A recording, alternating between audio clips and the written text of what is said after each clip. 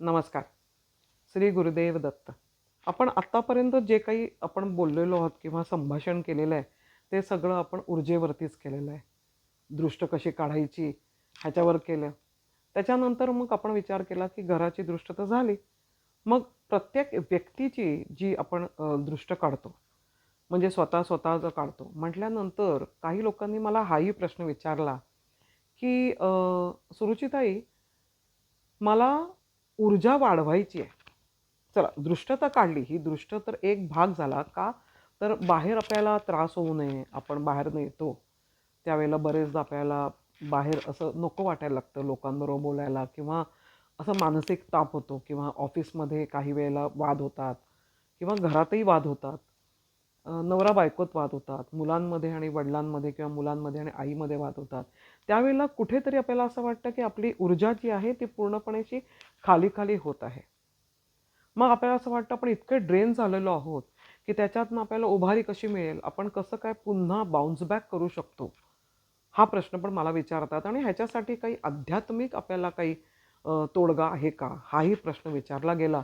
म्हणून हा प्रपंच. तुम्हाला काय वाटतं, की चला दिवसभरामध्ये मी जवळ-जवळ 4 ते 5 लोकांचे कॅल्क्युलेशन्स करते आणि कॅल्क्युलेशन्स करते. त्याच्या बरोबरीने समजा मी मुंबईतच असेन, तर मी निश्चित काही लोकांची घरंही पाहायला जाते, कारण की ती लोकं एनर्जी बघायला बोलवतात. मग त्यांची एनर्जी बघता-बघता ते लोकं म्हणतात, "चला आमचं काही कॅल्क्युलेशन पण करून द्या" किंवा काही. चला मग काही एकेका घरांमध्ये मी तर 3-3, 4-4 तास पण असते. मग मी घरी आल्यानंतर माझ्याकडे तेवढी ऊर्जा राहत नाही. मग तेवढी ऊर्जा राहत नाही त्यावेळेला मला स्वतःला पण क्लीन्स करून घ्यावं लागतं. का? कारण की वेगवेगळ्या सेक्शन्समध्ये वेगवेगळ्या पातळीची लोकं, चांगली लोकं पण वैतागलेली लोकं, चांगली लोकं पण उदासीनता आलेली लोकं, चांगली लोकं ज्यांचं सगळं छान चाललंय, पण त्यांना फक्त घर दाखवून घ्यायचंय. चांगलीच लोकं, पण त्यांना घराची ऊर्जा काहीतरी कमतरता वाटते घराच्या ऊर्जेमध्ये, म्हणून ते बोलवतात. मग निश्चितच आपण एका कोणाच्या घरात जातो आणि पुन्हा येतो.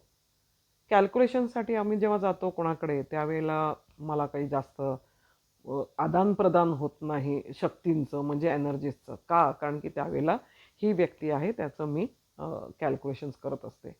म्हणजे आपण काय करतो तर ठोकताळा करतो, की बाबा पुढे काय होणार आहे, पाठी काय होणार आहे, ह्याचे थोडाफार एक ठोकताळा किंवा काही जुजबी त्याच्यावरती सोल्युशन्स आहेत का? काही दत्त महाराजांनी सांगितलेले काही यंत्र आपल्याला देता येणार आहेत का? जेणेकरून त्यांची ही जी पोझिशन आहे ती चेंज करता येईल. चला पुन्हा विषयांतर नको. पुन्हा मी तिथेच येते जिथे मला बोलायचंय. मग आपण तिथे जाते मी, काहींची घरं बघायला जाते. काहींची घरांमध्ये ऊर्जा जी असते, ती खूप वर-खाली होत असते. मी कायम तुम्हाला सांगत आलेली आहे, की घराची ऊर्जा ही 3 टप्प्यात आम्ही डिव्हाईड करतो. रेकी मास्टर्स पण असतात, तेही तेच करतात. प्रत्येक शरीरामध्ये जसा हृदय आहे आणि हृदयामुळे आपण सगळं हे शरीर पूर्ण उभं आहे, तसंच घरामध्ये सुद्धा एक हृदयस्थान असतं आणि ते धगधगत असतं. जे आपण अग्निस्थान म्हणतो, जिथे वायुस्थान म्हणतो, जिथे पाण्याचा स्रोत म्हणतो. या सगळ्यासाठी आपल्याला मध्य असतो. ते हार्ट असतं आणि ते सतत धगधग करत असतं. मग कित्येक वेळेला असं वाटायला लागतं, की या घराचं ना एक एक जी मॅजिक होतं ना तेच निघून गेलंय. मग अशा घरातनं जाऊन जेव्हा आम्ही येतो आणि त्याला क्लीन्स करून देतो.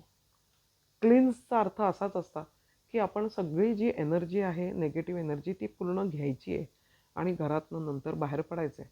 पण ती कुठे-कुठे निगेटिव्हिटी अडकली आहे, हे समजून घ्यायचं आहे आणि त्याच्यावरती आपल्याला सोल्युशन्स द्यायचे आहेत. मग ज्यावेळेला मी घरी येते किंवा माझी असोसिएट्स आहेत, मृदुला आहे, मीना आहे. ज्यावेळेला मी घरी येतो, त्यावेळेला बरेचदा असं होतं, की खूप ड्रेन्ड आउट होतो. काही करू नये असं वाटत राहतं. मग त्या तशा घरांमध्ये सातत्याने 24 तास आणि असे असंख्य वर्ष राहत असलेली लोकं जी आहेत, त्यांची ऊर्जा काय म्हणावी? पण मग त्यांना ती ऊर्जा वाढवावी लागेल. म्हणजे स्वतःची एनर्जी व्यवस्थित करावी लागेल आणि त्यासाठी म्हणून जुजबी 2-3 एक उपाय आहेत, ते मी तुम्हाला सांगते. पहिली गोष्ट म्हणजे ज्यावेळेला तुम्हाला असं वाटेल, की मला डोक्यावरती खूप भार वाटतो आहे, मला खूप त्रास होतोय. मला असं नको वाटतंय. मला कित्येक वेळेला असं वाटत असेल तुम्हाला, की घरामध्ये कोणाशीही एक शब्दही बोलू नये. घरात यावं, बॅग टाकावी, शूज काढावेत आणि कोपऱ्यात जाऊन बसावं शांत. ह्याच्यामध्ये मला ना बरेचदा अशी दयनीय अवस्था मी झालेली बघितलेली आहे, स्त्रियांची सुद्धा आणि पुरुषांची सुद्धा. कारण पुरुष तर रडू पण शकत नाही, सारखं सारखं कंप्लेंटही करू शकत नाही की काय चाललंय त्याच्याबरोबर. म्हणजे त्याला घराची चिंता असते, ऑफिसमध्ये चिंता असते, नोकरी तर ठेवावीच लागते कारण की नोकरी सोडून चालणार नसते, सुट्ट्या तो घेऊ शकत नसतो. त्यामुळे या सगळ्याच गोष्टी जेव्हा एकत्रीकरण होतं त्यावेळेला ते फ्रस्ट्रेशन लेवल खूप जास्त होतं आणि ती एनर्जी तेवढीच, जेवढं फ्रस्ट्रेशन लेवल जास्त होणार तेवढीच ती एनर्जी खाली होते. Same goes with ladies. त्याही बिचाऱ्या दमून सकाळी काय जे करेल ते मुलांसाठी डबा कर, हे कर, नाश्ता कर, सगळी बॅग बिग भरून ते कामाला जातात, संध्याकाळी येतात, तिथेही तेच घडतं. त्यामुळे आता स्त्रिया आणि पुरुषांमध्ये तेवढा फारसा फरक राहिलेला नाही आहे की आपण म्हणावं की ऊर्जा ह्याची जास्त जास्त ड्रेन होती आहे, तिची जास्त ड्रेन होती आहे.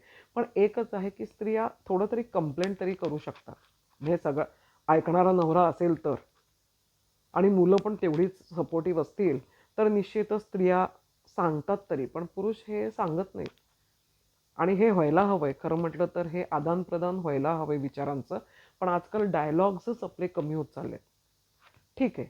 आता असा पुरुष किंवा स्त्री घरात आल्यानंतर तो जेवायला आपल्या कोशात जातो. कोशाचा अर्थ असा की तो एकटा कुठेतरी बसतो आणि मग तो मोबाईल तरी काढून बघेल आणि त्यावेळेला तुम्ही विचारायला गेलात की तो सरळ सरळ उडवून लावेल. किंवा स्त्री आपण म्हणेल माझ्या डोक्याला आत्ता ताप देऊ नको. हा अगदी पेटंट डायलॉग झालेला आहे. का? कारण की त्यात वैतागलेले आहेत, तो वैतागलेले आहेत. मुलं स्वतःची जी आहेत ते सगळे होमवर्क कर, हे कर, तो क्लास, हा क्लास करून वैतागलेत. म्हणजे ऊर्जा कमी झाली. मी असं म्हणत नाही की घरातल्या 4ही लोकांची ऊर्जा एकाच वेळेला कमी होईल किंवा 5ही लोकांची.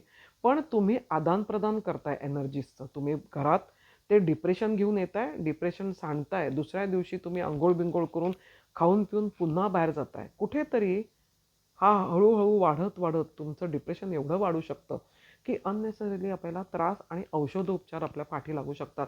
औषधं कशाला? काय गरज आहे?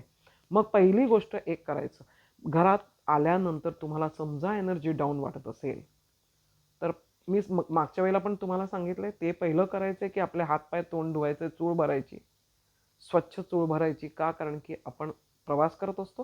हे हायजेनिक पण आहे, पण दुसरी पण गोष्ट आहे. तुमची ऊर्जा वाढवण्यासाठी आहे. मग काय करायचं, तुम्ही 2-3 हपके तोंडावर तर मारता, पण कानामागून पाणी फिरवायचं, मानेवरनं पाणी फिरवायचं, स्वच्छ मानेवरनं पाणी फिरवायचं. मानेवरनं असं पाणी फिरवायचं. तोंड धुवायचं, कानामागनं पण पाणी फिरवायचं आणि नंतर मग हात धुवून चूळ भरायची. हे करणं फार गरजेचं आहे. आणि तुम्हाला असं वाटलं की जास्तच तुम्हाला त्रास होतोय, म्हणजे हातपाय धुतलेत तुम्ही, पण ही क्रिया करायची आणि तरी देखील तुम्हाला असं वाटलं की खूप जास्त त्रास होतोय, तर सरळ सरळ शॉवर घ्यायचा आणि शॉवरसाठी म्हणून आपल्याकडे एक तुरटी पहिली मिळायची. मला माहिती नाही आहे दुसरा शब्द त्याला, पण तुरटी जी असते ती बालडीमध्ये आपण 7-8 वेळा ती फिरवायची आणि त्याच्याने अंघोळ करायची. त्याच्याने अंघोळ केल्यानंतर एक होतं की आपली ऊर्जा जी आहे ती शरीरातनं जी बाहेर पडत असते वेगळ्या वेगळ्या एनर्जीजमध्ये, आणि ती एनर्जी तुम्हाला एकटवून पूर्णपणे काबीज करते आपल्या ह्याच्यामध्ये. त्यावेळेला हे केल्यानंतर ती एनर्जी जी आहे ती क्लिअर व्हायला सुरुवात होते, त्याचा लाईट कलर व्हायला सुरुवात होते आणि मग तुम्ही कुठेतरी साधनेसाठी बसू शकता. 2 मिनिटं तुम्ही टी व्ही समोर बसू शकता, गप्पा मारू शकता. पण आता कसं आहे माहिती आहे का, की हे प्रत्येकाने केलं गेलं पाहिजे. कारण घरामध्ये तुम्ही आल्यानंतर बरेच मुंबईमध्ये तुम्ही बघता की नवरा बायको दोघंही नोकरी करतात. मुलं दिवसभर बाहेर असतात. ते सगळेजण एकत्र संध्याकाळच्या वेळेला येऊन भेटतात. समजा बायको आणि नवरा दोघंही चिडलेले असतील आणि एकाने जरी स्वतःला शुचिर्भूत केलं आणि समोर समजा त्याचा नवरा, तिचा नवरा किंवा त्याची बायको बसली असेल आणि ती त्याच मूडमध्ये असेल, तर तुम्ही स्वतःला कितीही शुचिर्भूत केलं किंवा थोडंसं क्लीन्स केलं तरी देखील आदान-प्रदान एनर्जीचं होतच आहे. म्हटल्यानंतर आपल्याला हे करणं भाग आहे. मग मला लोकं म्हणतात, "रोजच्या रोज हे करणं कसं जमेल?" रोजच्या रोज करू नका तुम्ही. कारण की तुमची एनर्जी आहे ती काही एका दिवसात जमीनदोस्त होत नाही. पण त्याला 3 ते 4 दिवस द्या. 4 दिवसानंतर तुम्ही ते प्रकार करा. हरकत नाहीये. का? कारण की प्रयोग करण्यासाठी म्हणून मला असं वाटतं की औषध हे गरजेचं आहे. ताप आला तर मी क्रोसिन खातोच खातो. मग मला एनर्जी वाढवण्यासाठी म्हणून मला हे असं करणं भाग आहे. मग त्याच्यासाठी तुम्ही लिमिटेशन्स नाही टाकू शकत, की मॅडम मला जमत नाही आहे किंवा मॅडम हे सोमवारी नाही जमणार, मला हे बुधवारी जमेल. मला असं वाटतं ही फक्त रिझनिंग आहे. प्रत्येकाने करायला हवं आहे. मीही करते, पण मी तर पूर्णपणे अंघोळच करून घरामध्ये मी बाकीच्या सगळ्या गोष्टी करायला लागते, कारण की लोकांना जास्त भेटते मी. पण आपणही लोकांना इतरत्र वेळा प्रवासामध्ये, ऑफिसमध्ये बऱ्याच लोकांचं आपल्याकडे लक्ष असतं किंवा आपण जाता येता एकमेकांना क्रॉस करतो. कित्येक वेळेला ती एनर्जी आपण अनाहूतपणे आपण ती रिसीव्ह करतो आणि त्याच एनर्जीमध्ये आपण वावरत असतो. म्हणून मला बरीच लोकं म्हणतात, की आमच्या कामामध्ये माझं लक्ष लागत नाही आहे. चुका का होत आहेत माहिती नाही, मी व्यवस्थित करतो पण तरीही चूक होते आहे. मला असं वाटतं प्रत्येकाने हे केलं गेलं पाहिजे. आणि मुलांसाठी एकदम हटके मी एक गोष्ट सांगते आत्ता, कारण की परीक्षा येऊन ठेपल्यात बऱ्याच लोकांच्या, तर मला बरेच प्रश्न आले की ह्यांची पण कॉन्सन्ट्रेशन लेवल जे आहे ते थोडंसं चिंताजनक वाटतं आहे की होत नाही आहे. तर मला असं वाटतं प्रत्येक एक वही त्यांची जी असते, रफ वही असेल किंवा होमवर्कची कुठलीही वही असेल, त्या वहीवरती पान पहिलं म्हणजे कवर जे आहे ते उघडायचं आणि मग 7वं पान जे आहे म्हणजे 1, 2, 3 पहिलं जे आहे ते नव्हे, ते उघडल्यानंतर अगदी इथे नेम बीम लिहिलं असलं तरी चालेल, तोही 1 आहे. 1, 2, 3, 4, 5 आणि 7. 7 पलटल्यानंतर 8व्या इथे तुम्ही स्टार मार्क करा. तुम्हाला तो करायचा आहे डीप ब्लू कलरनी. डीप ब्लू कलर किंवा ब्राऊन कलरनी करायचा आहे स्टार मार्क. आणि स्टार मार्क हा पेन न उचलता करायचा आहे, जसं आपल्याकडे पूर्वी शिकवायचे. असा तो करायचा आहे. तर डीप ब्लू कलर किंवा ब्राऊन कलरनी तुम्हाला काढायचं आहे. आता कशाने काढू तर पेनानेच काढायचं आहे. आणि हे टेक्स्टबुकवरती काढलं तर चांगलं. म्हणजे ह्याचा अर्थ त्यांचं कॉन्सन्ट्रेशन लेवल वाढेल का? प्रत्येकाचं डेट ऑफ बर्थ वेगळी आहे, त्यामुळे प्रत्येकाची आपल्याला कॅल्क्युलेशन्स करावी लागतील.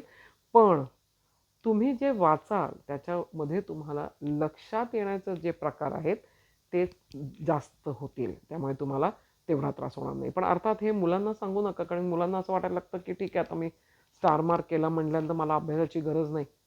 त्यामुळे आमच्याकडे बरेच अशी मुलं माझ्याकडे आलेत की मला नोकरी मिळणार आहे, मग आता मला काय करायला पाहिजे?